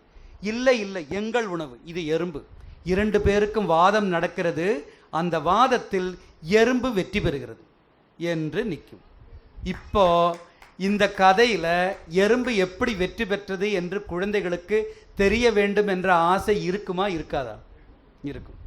இது நாங்கள் வெள்ளிக்கிழமை சாயங்காலம் இதுதான் வெள்ளிக்கிழமை சாயங்காலத்தினுடைய முடிச்சது. ஸோ இந்த குழந்தைகள் இது யோசிக்கும், என்ன நடந்திருக்கும், என்ன நடந்திருக்கும், ஊகிப்பார்கள். அந்த ஊகம் சரிதானா என்று பார்க்க அடுத்த நாள் வரும்போது நாங்கள் இந்த வாசிப்பு அட்டையை கொடுப்போம். அப்போதுதான் தேடல் நடக்கும். அதனால்தான் நாங்கள் வாசிப்பை எப்படி சொல்கிறோம் என்றால், கருப்பு மை புரண்ட எழுத்துக்களுள் புதைந்திருக்கும் புதையலை கண்டுபிடிப்பதே வாசிப்பு என்கிறோம். இதுதான் இந்த நீள்கதை பாடத்திட்டத்தினுடைய மிகப்பெரிய வெற்றி. அது அந்த குழந்தைகள் தேட தேட அதில் ஒரு புதையல் இருக்கிறது என்று அவர்களுக்கு உணர உணர வாசிப்பு மிக வேகமாக மாறுகிறது, வேகமாக வளரும். அதிசயத்தக்க வேகத்தில் இந்த குழந்தைகள் அந்த வாசிப்பு திறனை மேம்படுத்திக் கொள்வார்கள். இந்த எறும்பும் இவர்களும் நண்பராவார்கள். அந்த எறும்பு ஒரு நாள் கேட்கும், நான் பள்ளிக்கூடத்திற்கு வரட்டுமா என்று. இவளும் அழைத்து போவாள். அங்கே ஒரு மாணவன், அவன் குறும்புக்கார பையன், அவனுடைய பெயர் குறும்புக்கார குப்புசாமி என்று யாராவது இருந்தால் மன்னிக்கவும். ஸோ அந்த பையன் அந்த மதிவதனின் தலையில் நங் என்று கொட்டுவான். உடனே எறும்பு சொல்லும், நான் அவனுக்கு ஒரு பாடம் கற்பிக்கிறேன். ஐயோ வேண்டாம், அவன் உன்னை கொன்றுவிடும். இல்லை இல்லை, நான் பார்த்துக் கொள்கிறேன். அது போய் அவனுடைய சாக்லேட்டில் ஒளிந்து கொள்ளும். அவன் தின்னும்போது அந்த உதடை கடித்து வைத்துவிடும், உதடு வீங்கிவிடும். அவனுக்கு கோபம் வந்தது. எங்கெல்லாம் எறும்பு இருக்கிறதோ அந்த எறும்புகளை எல்லாம் அவன் கொல்லத் தொடங்கினான். இப்போ புதிய பிரச்சனை ஆயிடுச்சு, இவனை எப்படி நிறுத்துவது? இந்த கதை இப்படி போகும். இறுதியில் அவனும் நண்பர்கள் ஆவார்கள். இவர்கள் எல்லாரும் சேர்ந்து ஒரு குட்டி யானை பட்டாளத்தையை துரத்தும், ஒரு வேளாண்மையை அழிக்கக்கூடிய, இப்படி இந்த கதை போய்கொண்டே இருக்கும். இதனால் என்ன பயன்? காய்ச்சல் வந்த குழந்தை கம்பளியை போர்த்தி கொண்டு அம்மாவோடு வகுப்பில் உட்கார்ந்திருக்கிறது. தமிழ் பீரியட் முடித்த பிறகு நான் போகிறேன். என்னுடைய மாணவி ஒருத்தி இருக்கிறாள், மெல்சி என்று. அவள் எப்படிப்பட்டவள் தெரியுமா? ஏமா நேற்றுக்கு வரல? அதுக்கு புது காரணம் வரும். அப்படி, சார் நான் அப்படியே வந்தனே சார், அந்த பாலம் இருக்குல்ல சார், அந்த இடத்துல அந்த புளிய மரம் சார், அந்த புளிய மரத்து வேரில் சார் ஒரு பெரிய கம்பளி பூச்சி சார், அது பார்த்துட்டு பயந்துட்டு போயிட்டு. இதுதான் மெல்சி. இவ கீழே விழுந்து நெற்றியில் காயம்பட்டு தையல் போட்டிருக்கிறாள். அந்த தையலோடு வகுப்புக்கு வந்திருக்கிறாள். தையல் போட்ட ஒரு குழந்தை, அதாவது நெற்றியில் காயம்பட்டால் 1 மாதம் மெல்சிக்கு. காரணம் போதும் அவளுக்கு பள்ளிக்கூடம் வராமல் இருப்பதற்கு. ஆனால் இவள் அடுத்த நாள் வந்து உட்கார்ந்திருக்கிறாள். என்ன காரணம்? இந்த கதை எங்கே போகிறது? ஸோ ஒவ்வொரு குழந்தைக்கு, ஒவ்வொரு வயது குழந்தைக்கு அந்த வயதுக்கேற்ற ஒரு கதைக்களம், வாசிப்பு அட்டைகள், ஆசிரியருக்கான கையேடுகள், இந்த குழந்தைகளோடு கண்ணாமூச்சி விளையாடும் ஆசிரியர், இப்படி அழகாக இந்த வகுப்பறைகள் பயணித்து கொண்டிருக்கின்றன. ராஜபாளையம் பகுதிகளில் ஒரு 8 பள்ளிகளில் இப்போது எங்களுடைய இந்த நீள்கதை பாடத்திட்டம் நடைமுறைப்படுத்தப்படுகிறது. உங்களுக்கு எப்போது வேண்டுமானாலும் அந்த வகுப்புகளையும் அந்த ஆசிரியர்களையும் சந்திக்கலாம். இதுபோல் தமிழ், ஆங்கிலம், கணிதத்திற்கும் இதுபோல். கணிதம் எல்லோருக்கும் தெரியும் என்று நினைக்கிறேன். கணிதத்தினுடைய பிரச்சனை, கணிதத்தை விரும்புபவர்கள் இங்கே எத்தனை பேர் இருக்கிறீர்கள்? ஐயா நான் தான் கணக்கில் ஃபஸ்ட்டு. யார்? ஒரு 4 பேர். ஆமாம், 150ல் 4. நல்லா இருக்கு, தெரியுதா? அப்படியானால் ஒரு வகுப்பறையில் எப்படி இருக்கும்? கணிதம் ஏன் கசக்கிறது, கணிதத்தை கற்கண்டாக்க முடியுமா என்ற முயற்சியில் நாங்கள் பாதி வெற்றி பெற்று விட்டோம். இன்னும் தொடர்ந்து கொண்டிருக்கிறது. இதுபோல் சமூக அறிவியல் பாடங்களுக்குமான பாடங்களை குழந்தைகளுக்கு ஏற்ற முறையில் நாம் வடிவமைக்க முயற்சி செய்கிறோம். இதுவே எங்களுடைய ஒரு ஆய்வின் பலன். இத்துடன் போதும் என்று நினைக்கிறேன். நான் நீள்கதை பாடத்திட்டம் என்றால் என்ன, நாங்கள் என்ன செய்கிறோம் என்பதை உங்களுக்கு ஒரு சுருக்கம் தந்துவிட்டேன் நினைக்கிறேன். மேலும் அதிக விவரங்களுக்கு எங்களுடன் தொடர்பு கொள்ளலாம். அது பிறகு பார்க்கலாம். ஐயா தொலைபேசி எண் தந்திருக்கிறார். விருப்பமுள்ளவர்கள் பிறகு விரிவாக விளக்கமாக பேசிக்கொள்ளலாம். நன்றி, வணக்கம். ஐயா, உங்கள்கிட்ட சில கேள்விகள். சொல்லுங்கள். இப்போ நீங்கள் இப்போ யாருக்காவது இந்த நீள்கதை சம்மந்தமாக தெரியணும்னா அந்த பள்ளிக்கூடத்துக்கு வந்தால் போதுங்களா, இல்லை நீங்கள் வருவீங்களா, இல்லை நீங்கள் ஏதாவது கோர்ஸ் மாதிரி நடத்திட்டு இருக்கீங்களா? அந்த விஷயமெல்லாம் சொன்னால் நல்லாயிருக்கும். அப்படிங்களா? சரிங்க. அதாவது இப்போ நாங்கள் இதை ஒரு ஒன்று வந்து இது ஒரு பைத்தியம், அதை நன்றாக புரிந்து கொள்ளுங்கள். இது ஐயா செய்வதும் ஒரு பைத்தியம். காரணம், அவர்களால் மட்டும்தான் இப்படியெல்லாம் யோசிக்க முடியும். இப்படி நல்லவர்களை உலகத்திற்கு அறிமுகப்படுத்தி, உண்மை அது, நீங்கள் வழக்கமான பாதையில் யோசித்தால் உங்களுக்கு எந்த தீர்வும் கிடைக்காது. புரியுதுங்களா? அது நல்லவர்களெல்லாம் சேருவோம், இந்த உலகத்திற்கு நன்மை செய்வோம், அது ஒரு பைத்தியம் தானே. அது வேற எந்த பைத்தியமாவது இந்த மாதிரி செய்திருக்கா? இல்லை. அது ஸோ என்னுடைய வீட்டிலும் நான் ஒரு பைத்தியம் அவர்களை பொறுத்தவரை. அதனால் என்னுடைய சம்பளங்களோ தெரியுதோ, இதெல்லாம் ஒரு 10-15 ஆண்டுகளாக என்னுடைய நண்பர்களுடைய உழைப்பின் பலன்தான் இது. இதற்கு நிறைய பொருள் செலவும் இதெல்லாம் ஆகிவிட்டது. அதனால் வேறு வழி இல்லாமல் நாங்கள் வணிகத்திற்கு வருகிறோம். அது மட்டுமல்ல, வேறொன்று என்ன என்று கேட்டால், சும்மா கொடுக்கும் பொருள் சூப்பராக இருந்தாலும் மதிப்பில்லை. புரியுதா உங்களுக்கு? அதனாலேயே நாங்கள் என்ன செய்கிறோம், இதை ஒரு நிறுவனமாக்கும் முயற்சியில் இறங்கி இருக்கிறோம். அது வெற்றி பெறுமா பெறாதா தெரியாது. ஆனால் அதனாலேயே ஒரு பள்ளிக்கூடத்திலோ 2-3 பள்ளிக்கூடங்களுக்கு இது நடத்த வேண்டும் என்று நீங்கள் விரும்பினால் நாங்கள் அங்கே வருவோம், உங்கள் ஆசிரியர்களுக்கு பயிற்சி தருவோம். இதை எப்படி நடத்த வேண்டும் என்பது ஒரு ப்ராசஸ் அல்லது ஒரு சர்வீஸ் கான்ட்ராக்ட் மாதிரி செய்து நாம் அந்த நிகழ்ச்சியை நடத்துவோம். அப்படித்தான் இந்த ராஜபாளையம் பள்ளிகளில் நடந்து கொண்டிருக்கிறது. 8 பள்ளிகளில் 8-9 பள்ளி. ஸோ எந்த பள்ளி அல்லது எந்த அமைப்பு உங்களுக்கு இதுபோல் குழந்தைகளின் வாசிப்பு திறனையும் குழந்தைகளின் சிந்தனை திறனையும், இதில் ரொம்ப முக்கியமானது தானே செய்ய வேண்டும் என்ற ஒரு ஆர்வத்தையும், அதை தூண்டிவிட்டால் குழந்தை தானாக செய்து கொள்ளும். எங்களுடைய முறைப்படி பார்த்தால் இருக்கக்கூடிய இந்த பாடம் எல்லாம் இருக்கிறது இல்லையா, இந்த 10ஆம் வகுப்பு வரை அல்லது 12ஆம் வகுப்பு வரை 3 வருடம் போதும். வெறும் 3 வருடங்களில் குழந்தைகளால் கற்பதற்கு மட்டும்தான் இருக்கின்றன. ஒரு நிகழ்ச்சியை சொல்கிறேன். இந்த நீள்கதை பாடத்திட்டத்தில் வெளிவந்த குழந்தைகள், படித்து வந்த குழந்தைகள் 7ஆம் வகுப்புக்கு வந்தபோது நடந்த ஒரு நிகழ்ச்சி. அது சமச்சீர் கல்வி புத்தகத்தை 1.5 மாதத்தில் முடித்து விட்டார்கள். 1.5 மாதம். அது 2 பகுதி மட்டும்தான் கொஞ்சம் கடினமாக இருந்தது, இலக்கண பகுதியும் செய்யுள் பகுதியும். ஆசிரியர் கொஞ்சம் உதவி செய்ய 2 மாதத்தில் பாடம் முடிந்து விடுகிறது. அங்கிருந்து புவனேஸ்வரி ஆசிரியர் கூப்பிடுகிறார், ஐயா என்ன வேலை செய்து விட்டீர்கள், நான் 8 மாதம் என்ன செய்வேன் என்ற ஒரு கேள்வியை அந்த ஆசிரியர் கேட்டார். அந்த அளவுக்கு நம் குழந்தைகள் சுய கற்றலோடு இருப்பார்கள். அப்படி எந்த பள்ளியோ எந்த நிறுவனமோ உங்களுக்கு இதை நடத்த வேண்டும் என்றால் நாங்கள் அங்கே வருகிறோம். நீங்கள் எங்களுடன் தொடர்பு கொள்ளுங்கள். ஆசிரியர்களுக்கு பயிற்சி உண்டு. அது பாடத்தை பொறுத்து. ஆங்கிலமும் தேவை என்றால் 5 நாள் பயிற்சி, ஆங்கிலம் தமிழ் கணக்கு என்றால் அதற்கு தகுந்த மாதிரியான பயிற்சி போன்ற பயிற்சிகள் உண்டு. வகுப்பறையை நீங்கள் ஆசிரியர்கள் நடத்தும்போது நாங்கள் வந்து பார்த்து அதற்கு சில மாற்றங்கள் மேம்படுத்துவதற்கான குறிப்புகள் போன்ற ஆன்சைட் சப்போர்ட்னு சொல்லுவோம், அது தருவோம். அந்த மாதிரி நிறைய ப்ராசஸ் இருக்குது. இது இப்போது ஒரு வெல் எஸ்டாப்ளிஷ்டு ப்ராசஸ் நாங்கள் கண்டுபிடிச்சிட்டோம். அது நல்ல ரிசல்ட் வந்துட்டுருக்கு. என்னுடைய ஃபேஸ்புக் முகநூல் பக்கத்தை பார்த்தால், நான் என்னுடைய முகநூல் பக்கத்தை இதனுடைய டாக்குமெண்டேஷனாக மட்டுமே பார்க்கிறேன். அதனால் எல்லா ஃபீட்பேக்னு சொல்லுவாங்க, ஒரு பள்ளிக்கூடத்திலிருந்து எங்களுக்கு வந்த செய்திகளை அனைத்தையும் நான் அதில் எழுதியிருக்கிறேன். தேவையானவர்கள் பார்க்கலாம். ராஜேந்திரன் தாமரபுரா, RAJENDRAN THAMARAPURA தாமரபுரா என்ற இதுக்கு சென்று பாருங்கள். அப்படி உங்களுக்கு அதில் நான் எழுதியிருக்கிறேன் அந்த வகுப்பறை எப்படி இருக்கும், வகுப்பறை நடக்கக்கூடிய வீடியோ காட்சிகள் உண்டு. இதையெல்லாம் பார்த்த பிறகு உங்கள் பள்ளியில் இதை நடத்தலாம் என்று முடிவு செய்தால் அவசியம் தொடர்பு கொள்ளுங்கள். உங்களுக்கு உதவ நாங்கள் தயாராக இருக்கிறோம். ஆனால் கொஞ்சம் பணம் இருக்கும் என்பது மறக்காமல் இருக்கட்டும். பெற்றோர்கள் நாங்கள் இதை எப்படி பார்க்கிறோம் என்றால், கற்பித்தல் என்பது ஒரு மூளையோடு சம்பந்தப்பட்ட, குழந்தைகள் எவ்வாறு ஒரு கருத்தை புரிந்து கொள்வார்கள் என்பதோடு சம்பந்தப்பட்ட ஒன்று. அதை நாங்கள் 2 வருடம் கற்பிக்கிறோம், பயிற்சி எடுக்கிறோம், எல்லாம் செய்கிறோம். நாங்களே தடுமாறும் போது நீங்கள் ஏன் குழந்தைகளுக்கு கற்பிக்கிறீர்கள்? இதுதான் எங்களுடைய கேள்வி. நான் ஒன்று சொல்கிறேன். இப்போ ஒரு நிகழ்ச்சியை சொல்கிறேன் உங்களுக்கு. ஒரு மருத்துவர், அந்த மருத்துவரை பார்க்க வேறொரு மருத்துவர், அவருடைய நண்பர் வந்திருக்கிறார் சென்னையிலிருந்து. 2 பேரும் பேசிக்கொண்டிருக்கிறார்கள். அப்போது ஒரு முதியவர் வருகிறார். பார்த்தாலே தெரிகிறது விவசாயி, பள்ளிக்கூட பக்கமே போனதில்லை. ஜலதோஷம்தான் காரணம். ஐயா சொன்னபோது காய்ச்சல் வரப்போகிறது. இந்த கிராமத்து மருத்துவர் என்ன செய்கிறார் என்றால் 2 ஊசி போடுகிறார். ஒரு பெரிய லிஸ்ட் எழுதுகிறார். 1000 ரூபாயை வாங்குகிறார்.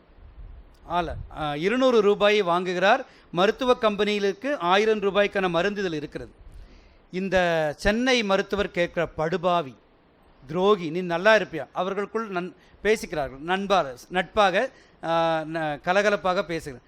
அப்போது இவர் சொல்கிறார், அடே, நான் ஊசி போடாமல் லாங் லிஸ்ட் எழுதாமல் இருந்தால் நான் நல்ல டாக்டரே இல்லை தெரியுமா அப்படின்னு. அப்போ அவன் கேட்குறான், இதுக்காடா நீ 5 வருஷம் எம்பிபிஎஸ் படித்த? 5 வருஷமா 4 வருஷமா? சரி, 5 வருஷம். 2 வருஷம் எம்டி படித்தது இதுக்கா? வெளிநாடு போய் படித்தது இதுக்கா? அவ்வளவு படிச்சுட்டு வந்து உன்னுடைய ட்ரீட்மெண்ட்டை இப்போது யார் முடிவு செய்கிறார்? இந்த விவசாயி முடிவு செய்து விட்டு போகிறார். விவசாயி என்பதை நான் குறையாக சொல்லவில்லை. நான் ஒரு அது நடந்த உண்மை நிகழ்ச்சி அது. அதாவது மருத்துவத்தை பற்றி, சிகிச்சை முறையை பற்றி எதுவும் தெரியாத ஒருவர் உன்னுடைய சிகிச்சையை தீர்மானிக்கிறார்.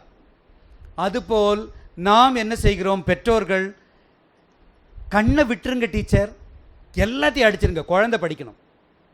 ஹோம்ஒர்க் கொடுங்க டீச்சர், அப்போ தான் எங்களுக்கு டிவி சீரியல் பார்க்க முடியும். 5 பக்கம் எழுத கொடுங்க டீச்சர். என்ன டீச்சர் இது? யூகேஜியில் ஏபிசிடி எழுதவே இல்லை. யார் உங்களிடம் இதெல்லாம் கேட்க சொன்னது? உங்களுக்கு அதை பற்றி என்ன தெரியும்? தெரிந்து கொள்ளுங்கள். இப்போ ஐயாவை போல் ஆராய்ச்சி செய்து தெரிந்து கொண்டு வாருங்கள். உங்களுக்கு கற்பிப்பதற்கு நாங்கள் உங்கள் வீட்டிற்கு இலவசமாக வந்து உதவுகிறோம். எங்களுடைய மிகப்பெரிய கனவு அது. மிகப்பெரிய கனவு பள்ளிக்கூடங்களில் ஆசிரியர்களை விட்டுவிட்டு வீடுகளில் உள்ளவர் ஒவ்வொருவரும் ஆசிரியராக மாறினால் அப்போதுதான் இந்த வணிக பள்ளிக்கூடங்களை நாம் கேள்வி கேட்க முடியும். அந்த நல்ல கருத்துக்களை கேளுங்கள். ஃபின்லாந்து என்று சொல்லக்கூடிய எல்லா நாடு, அது உலக சிறந்த நாடு, உலக சிறந்த கல்வித்துறை, என்னென்னமோ செய்கிறார்கள். அங்கிருந்து வருபவர்கள் தான் உலக நிறுவனங்களின் உச்சியில் இருக்கிறார்கள். 10 வயது வரை குழந்தை பேனாவை தொடுவதில்லை. முறையான எழுத்துக்கு, அதாவது ஆசிரியர் எழுதுவதை பார்த்து எழுதவோ, முறையான கிறுக்கும் வரையும் எல்லாம் செய்யும். ஏன் எல்லா இதையும் மேலை நாட்டை பார்த்து அதுபோல் பின்பற்றுபவர்கள்?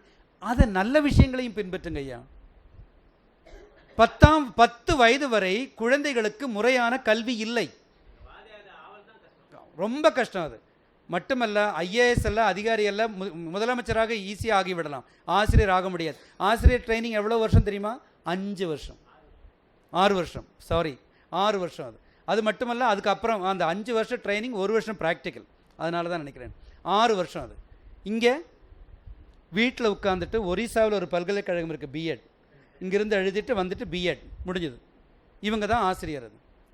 அதுவும் ஆசிரியர் எப்படி தெரியுமா? வேற எந்த வேலையும் கிடைக்காதவர் ஆசிரியர், வேற எந்த வேலைக்கு லாயக்கில்லாதவர். இது ஒரு சர்க்கிள். இது எந்த வேலைக்கும் லாயக்கில்லாதவர் ஆசிரியர் ஆகிறார். இவர் சொல்லிக் கொடுக்கும் குழந்தை எந்த வேலைக்கு லாயக்கில்லாமல் ஆகிறது. இந்த ஒரு சர்க்கிள் இப்படி வந்து கொண்டே இருக்கு. சரிதா? இது எங்கேயாவது நாம் உடைத்தே ஆக வேண்டும். அதெல்லாம் நான் என்ன சொல்கிறேன் என்றால், பெற்றோர்களே, உங்கள் குழந்தைகள் எப்படி கற்கிறார்கள் என்பதை பற்றி தெளிவாக தெரிந்து கொள்ளுங்கள். பள்ளிக்கூடங்களில் சென்று முறையிடுங்கள். ஒரு பள்ளிக்கூடத்திற்கு போனேன் ஐயா, மிக வருத்தம் அந்த குழந்தைகளை நினைத்து. ஒவ்வொரு நாளும் முதல் பீரியட் டெஸ்ட், ஒவ்வொரு நாளும். அந்த முதல் பீரியடுங்கிறது அல்வா மாதிரி, தெரியுதா? அந்த முதல் பீரியடு ஒரு டெஸ்ட். அது அந்த குழந்தை அதுக்கு பிறகு என்ன ஆகும் நினச்சி பாருங்க. அந்த அப்படி நடத்து. ஏன்னு கேட்டால் திரும்ப திரும்ப படிக்கிறாங்களா? எதுக்கு? 12ஆம் வகுப்புக்கு. நான் அந்த அவர்கிட்ட சொன்னேன், ஐயா நீங்கள் சமீபத்தை செய்தியெல்லாம் படிச்சிங்களா? அது என்னன்னு கேட்டால், 15 மிகப்பெரிய நிறுவனங்கள் அறிக்கை விட்டிருக்கின்றன, எங்களுக்கு உங்கள் சான்றிதழ் தேவையில்லை, வேலை தெரியுமா, செஞ்சு காட்டு, வேலை தர்றோம், முடிஞ்சது. இந்த சர்டிஃபிகேட்டை வைத்து நீங்கள் என்ன செய்வீங்க? எதுக்கு இந்த 12ஆம் வகுப்பு? இது புதிய கல்விக் கொள்கை ஒன்று வரப்போகுது. அதில் நிறைய கான்ட்ரவர்ஷியல் இருக்குது. ஆனால் அதில் பிடிச்ச விஷயம், எந்த பாடத்துக்கு நீங்கள் உயர் படிப்பு படிக்கிறீங்களோ தனி ஆப்டிடியூடு டெஸ்ட் இருக்குது. உங்களுக்கு அந்த பாடம் கற்க உங்களுக்கு விருப்பம், திறமை இருக்கிறது என்று நிரூபித்தால் மட்டுமே அந்த பாடத்திற்கு போக முடியும். அதை நான் வரவேற்கிறேன். தெரியுதா? அப்படியானால் இந்த +2க்கு ஏன் இவ்வளவு இது? ஏன் முக்கியத்துவம் என்ன? +2 வாங்கின குழந்தை தெரியுமா? ஒரிசாவில் ஒரு செய்தி, பொலிட்டிக்கல் சயின்ஸ் என்றால் என்னன்னு ஒரு நிருபர் கேட்குறாரு. அது ஒன்றும் இல்லைங்க, சமையல் கட்டில் போய் 4 தக்காளி முறிச்சு ஏதோ செய்வாங்கல்ல, அதுக்கு தான் பொலிட்டிக்கல் சயின்ஸ்னு அந்த பொண்ணு சொல்லுது. இதை லைவாக டெலிகாஸ்ட் ஆகுது. விசாரித்து பார்த்தா 12.5 லட்சம் கொடுத்து அந்த டிகிரியை அவங்க வாங்கியிருக்காங்க. அதாவது ஸ்டேட் ஃபஸ்ட் ரேங்க் அந்த பொண்ணு வாங்கியிருக்கு. அவங்கள எல்லாத்தையும் இப்போ அரெஸ்ட் பண்ணி ஏதோ பண்ணிகிட்ருக்காங்க. இதுதான் நம்முடைய நிலைமை. ஸோ நமக்கு ஒன்று வேண்டும், என் குழந்தை மதிப்பெண்ணால் தீர்மானிக்கப்படுவதல்ல என் குழந்தையின் திறமை, அப்படிங்கிற ஒரு எண்ணம் உங்களுக்கு வந்தால் அப்போ தான் மாற்றம் வரும். ஸோ பெற்றோர்களிடத்தில் நம்மிடத்திலும் ஒரு நாம் பக்கத்து வீட்டு குழந்தைகளை நம் குழந்தையும் ஒப்பிட்டு நாம் செய்யும் அடாவடித்தனம் சில்லறையா? நீங்களே நினைத்து பாருங்கள். அந்த குழந்தை ஏன் அப்படி செய்தது, இந்த குழந்தை ஏன் இப்படி செய்தது, எத்தனை பேர் சண்டைக்கு வந்திருக்கோம். புரியுதுங்களா? அதை மாற்றி, அந்த மனநிலையை மாற்றி, ஒரு உண்மையாகவே என்னுடைய குழந்தைக்கு நான் உதவி செய்ய வேண்டும் என்று உங்களுக்கு நேரமும் பொறுமையும், அண்டர்லைன் பொறுமை. ஒரு அப்பாவும் மகனும் சொல்லி கொடுப்பதற்கு பொறுமை இருக்காது. காரணம், மகனுக்கு கொஞ்சம் உரிமை இருக்கும். அவன் எடுத்தெறிஞ்சு பேசிடுவான். பாப்பா உனக்கு ஒன்றும் தெரியாது, முடிஞ்சது கதை. இவருக்கு கோபம் வருமா வராதா? என் பையன் நான் அவனுக்கு சொல்லித்தரேன், உட்கார்றா, 2 போடு, தீர்ந்தது சண்டை, முடிஞ்சது கதை அதோட. இனி அடுத்த நாள் வாடா அவனுக்கு சொல்லித்தரேன், அவன் ஒரு 3 காதம் தூரம் ஓடுவான். ஸோ இதை எப்படி நீங்கள் சமாளிப்பீங்க? So it's very very complex, ஒரு நியூயான்ஸ்டு ஆக்டிவிட்டி அது. அதனால் ரொம்ப எளிதாக நினைத்து விடாதீர்கள் என்ற ஒரு வேண்டுகோளோடு நிறுத்துகிறேன். வணக்கம். ரொம்ப அருமை, சிறப்பு. ஸோ இனிமேல் நமது குழந்தைகளும் மெகா சீரியல் பார்க்க போகிறாங்கன்னு நினைக்கும் போது ரொம்ப சந்தோஷமாக இருக்குது. என்ன அவரது தமிழ் உச்சரிப்பு மிகவும் சிறப்பாக இருந்தது. தமிழ் வாழ்க. ஐயா சொன்னது எல்லாமே எனக்கு ரொம்ப பிடிச்சிருந்தது. ரொம்ப எல்லாமே ரொம்ப பர்ஃபெக்டாக இருந்தது. பட் கொஞ்சம் காசாகுன்னு சொன்னார். அது ஒன்று தான் எனக்கு. நாங்கள் இவ்வளோ பேர் சேர்ந்து இவ்வளோ டீம் ஒர்க் பண்ண விஷயத்தை வணிகமயமாக்குகிறோன்னு சொன்னார். நான் இத்தனை வருடமாக உழைத்த உழைப்பில் கிடைத்த மாசை உங்களுக்கு நான் கொடுக்கிறேன். அதை நான் வணிகமாக ஆக்காத பொழுது நீங்கள் அதை கொஞ்சம் ஃபீஸ் குறைச்சா நல்லாயிருக்கும். பல ஊர்களில் பல நல்ல உள்ளங்கள் எனக்காக நிகழ்ச்சி ஏற்பாடு பண்ணி சொந்த கை காசு போட்டு நடத்தி ஏற்பாடு பண்ணி பல பேர் ரெஃபர் பண்ணி இந்த யூடியூப்பை அவங்க பார்க்க போகிறாங்க. அப்போது இனிமேல் எப்படி இருக்குன்னா, உங்கள் டீம் சொல்கிறீங்க இல்லைங்களா, அவங்க செஞ்ச அத்தனை உழைப்போட ஒரு 1000 மடங்கு உழைப்பு ஒன்று சேரப்போகுது. அப்போது நீங்கள் அந்த உழைப்பு மட்டும் இல்லாமல் இனிமேல் வர இந்த கணக்கு பார்க்காத உழைத்தவங்களுடைய அந்த இதையும் கருத்தில் கொண்டு நீங்கள் கர்மயோகம் செய்யுங்க. நீங்கள் செய்கிறது இறைவனுக்கு தெரியும், அவர் கண்டிப்பாக உங்களுக்கு கொடுப்பார். வாழ்க வளமுடன், வாழ்க வளமுடன், வாழ்க. தேங்க்யூ.